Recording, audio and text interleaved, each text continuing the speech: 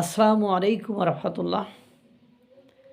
মানে Donald Trump ভারতের সাথে না পেরে এইবার জাতিসংঘের সাধারণ অধিবেশনে বিচার দিয়েছে। বিচারটা কেমন?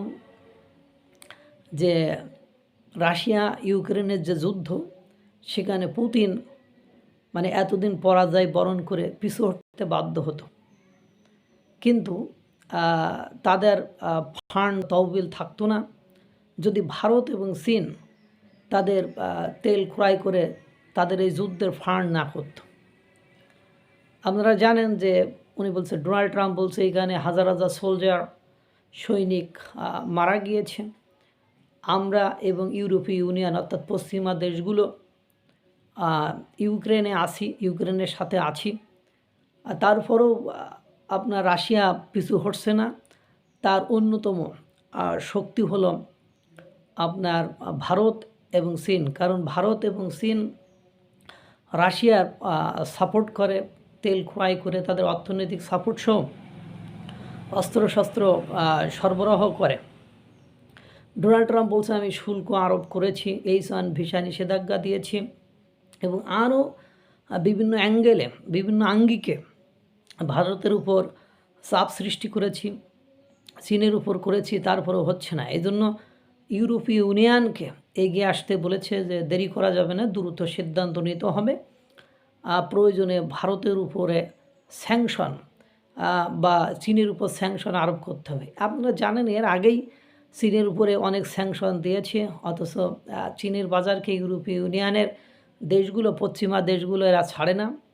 কারণ তারা এমনভাবে বাণিজ্য তৈরি করেছে, ক্ষেত্র তৈরি করেছে, সে জায়গা থেকে পিছিয়ে গেলে ইউরোপীয় ইউনিয়নের দেশগুলোরই ক্ষতি হবে। তারপরে আপনারা জানেন যে রাশিয়া থেকে ভারত যে তেল ক্রয় করে, সেই তেল প্রক্রিয়াজাতকরণ করে ইউরোপের বিভিন্ন দেশে বিক্রি করে, যেমন জার্মানি, যুগোস্লোভিয়া, ফিনল্যান্ড, এইসব দেশে ইউরোপীয় বিভিন্ন দেশ এখান থেকে তেল আমদানি করে, ক্রয় করে, যা দিয়ে জার্মানির একটা বিশাল অঞ্চল এই তেল দিয়ে উষ্ণ থাকে। না হলে সেই অঞ্চলে এতদিন বরফে আচ্ছাদিত হয়ে ওই অঞ্চলের মানুষ মারা যেত। এবং আপনি ইচ্ছা করলেই ভারতের সাথে সম্পর্ক খারাপ করতে পারবেন না। এর পাশাপাশি আপনি দেখেন যে ডোনাল্ড ট্রাম্প শত চেষ্টা করেও খুব বেশি সুবিধা বা করতে পারছে না।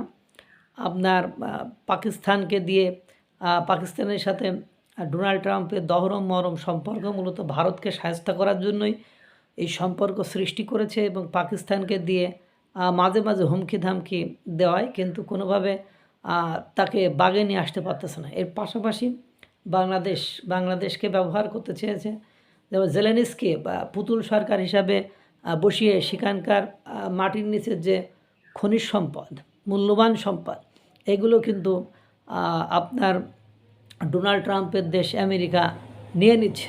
আর আপনার পশ্চিমা দেশগুলো 100 কত বিলিয়ন ডলার বিনিয়োগ করলেও তাদেরকে কিন্তু কিছুই দিচ্ছে না। এই জন্য পশ্চিমারা বুঝে গেছে যে আমাদেরকে ব্যবহার করে, আমাদেরকে কাজে লাগিয়ে ভারত, চীন, রাশিয়া এদের সাথে সম্পর্ক খারাপ করে আমাদের ক্ষতি করে উনি জেলেনস্কির ইউক্রেন থেকে নিচের খনি থেকে আপনার যেগুলো বাইর হচ্ছে সেগুলো নিয়ে যাচ্ছে, মূল্যবান জিনিস আমাদের দিচ্ছে না। সুতরাং বলার পরও আসি ভাই, তোমার সাথে আসি সম্পর্ক তারা বজায় রেখেছে, কিন্তু তারা ভারতের উপরে স্যাংশন দেবে বলে আমার মনে হয় না।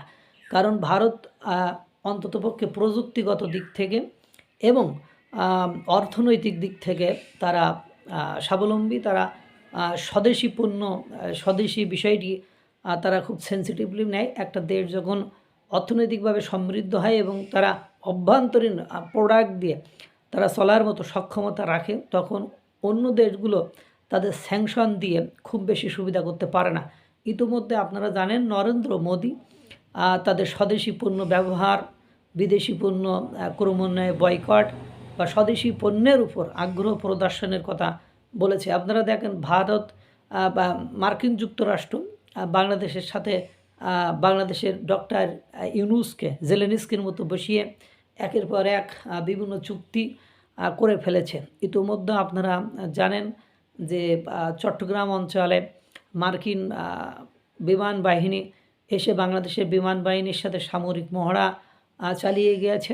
এই সামরিক মহড়া দিয়ে মূলত ভারত এবং চীনকে এবং মায়ানমারকে ভয় ভীতি দেখানোর একটা চেষ্টা করেছিল ডোনাল্ড ট্রাম্প, যে শুল্কের পাশাপাশি যদি আমাদের উপস্থিতি বা আমার উপস্থিতি বা আমার দেশের উপস্থিতি সেখানে বোঝাতে পারি, তাহলে হয়তো বা আপনার ভারত রাশিয়াকে ছেড়ে দিয়ে, তাদের সাথে ব্যবসা বাণিজ্য ছেড়ে দিয়ে আমার হাত ধরার চেষ্টা করবে, আমার কাছে নতজানু হবে। কিন্তু দুর্ভাগ্য হলো সত্য, যেই আপনার চট্টগ্রামে ডোনাল্ড ট্রাম্পের দেশের মার্কিন যুক্তরাষ্ট্রের সাথে বাংলাদেশের এই মহড়া হয়েছে, এর পরপরই আপনি ভারত মিসাইল মানে পরীক্ষা চালিয়েছে বাংলাদেশের ধার ঘেঁষে।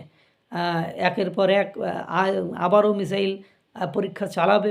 পাশাপাশি ভারত উপমহাসাগরে ভূমধ্যসাগরীয় অঞ্চলে তারা বিভিন্ন মহড়ায় অংশ নিয়েছে এবং সাইপ্রাসে আপনার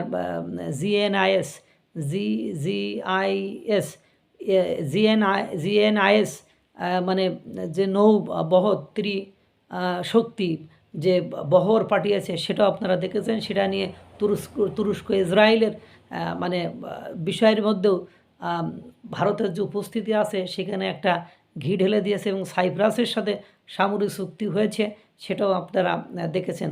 পাশাপাশি যেখানে ইউরোপ মানে মিসাইল যেগুলো পরীক্ষা করছে, সেগুলো এশিয়া মহাদেশ ইউরোপের বিভিন্ন অংশকে মানে ধ্বংস করতে পারে বা তাদের একটা আধিপত্য বিস্তার করতে পারে, সেটা কিন্তু ভারত ইতোমধ্যে প্রদর্শন করেছে। পাশাপাশি চীনের নৌবহরও আপনার ক্যামেরায় ধরা পড়েছে। আপনার এর মধ্যে ভারত আবার নৌবাহিনী, বিমান বাহিনী এবং আপনার মানে সেনাবাহিনী তারা কিন্তু মায়ানমারের সামরিক মহড়ায় অংশগ্রহণ করেছে। অর্থাৎ যখন আপনার ডোনাল্ড ট্রাম্প এইভাবে চেষ্টা করে যাচ্ছে, পারছে না, তখন নিজে স্যাংশন দিতে চাই এবং আপনার ইউরোপীয় দেশগুলোকে স্যাংশন দিতে চাই। এর মধ্যে যদি চীন, রাশিয়া এবং ভারত পাশাপাশি জাপানকে একত্রিত করে এরা কোনো জোট গঠন করতে পারে, তাহলে ওই স্যাংশনে কোনো ফায়দা বা মুনাফা বা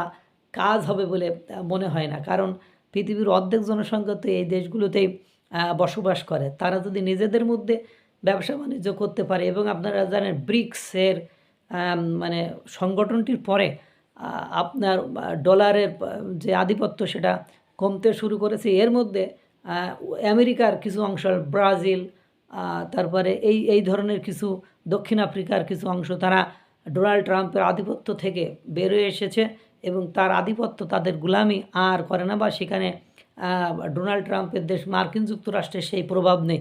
এতে করে ভারতের বাজার একটা এদিককার একটা বাজার সৃষ্টি হবে। পাশাপাশি ডেনমার্ক, ফিনল্যান্ড, জার্মানি, ফ্রান্স, তারপরে আপনার ইসরায়েল, তারপরে আপনার মধ্যপ্রাচ্যের দেশগুলো, তারপরে রাশিয়া, চীন, জাপান, মানে অস্ট্রেলিয়া, এইসব দেশগুলোতে হিউজ পরিমাণ বাণিজ্য বর্তমান সময়ে ভারত শুরু করেছে। সুতরাং আমার মনে হয় না যে ভারতের হিউজ তেল, আপনার বিদ্যুৎ, গ্যাস এই উৎপাদনের ক্ষেত্রে রাশিয়ার তেল সাপোর্ট হিসাবে ইউরোপীয় অর্থাৎ পশ্চিমা দেশগুলোতে কাজ করে থাকে।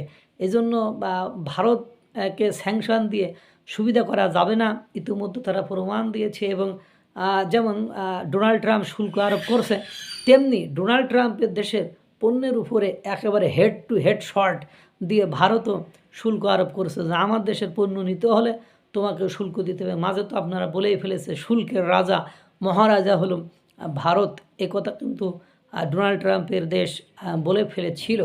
এখন ডোনাল্ড ট্রাম্প একা থেকে ভারতকে কোনোভাবে রাশিয়া থেকে পিছাইয়ে নিয়ে আসতে পারছে না এবং রাশিয়ার এই যে শক্তি, এই শক্তির পেছনে অন্যতম ফান্ড বলেন, টাকা বলেন, অর্থ বলেন, অস্ত্র বলেন, তার একটা বৃহৎ অংশ আপনার আসছে ভারত থেকে, এটা তিনি সেখানেই বলে ফেলেছেন। সুতরাং রাশিয়া তার বন্ধু ভারতের বিবাদে প্রত্যক্ষ এবং পরোক্ষভাবে সক্রিয় অংশগ্রহণে কাজ করবে, তাতে তিলার্ধ কোনো সন্দেহ নেই। এবং ভারত ডোনাল্ড ট্রাম্পের মতো খ্যাপাটে লোকের সাথে সম্পর্কটা আর খুব বেশি দীর্ঘস্থায়ী করবে বলে মনে হয় না, কারণ বুঝে গিয়েছে যে সে তার প্রয়োজনে তার শত্রুদের সাথে সম্পর্ক করে তার পরম মিত্র বন্ধুদের সাথে সম্পর্ক খারাপ করতে পারে, যেটা একটা দেশের জন্য কোনো রকমভাবেই কল্যাণকর নয়। সুতরাং ভারতকে স্যাংশন দিয়ে আর দমিয়ে রাখা যাবে না। ডোনাল্ড ট্রাম্প যতই ইউরোপীয় দেশগুলোকে বলুক না কেন, ভারত বুঝে ফেলেছে এবং দক্ষিণ এশিয়া ভারত যে একটা পরাশক্তি হতে যাচ্ছে, এটা অনেক দেশ নব্য যে পরাশক্তি হতে যাচ্ছে, এটা অনেক ইউরোপীয় দেশও বিশ্বের নামকরা দেশ স্বীকার করতে বাধ্য হয়েছে। আল্লাহ তাআলা সকলকে ভালো রাখুক, সুস্থ রাখুক। আসসালামু আলাইকুম ওয়া রাহমাতুল্লাহ।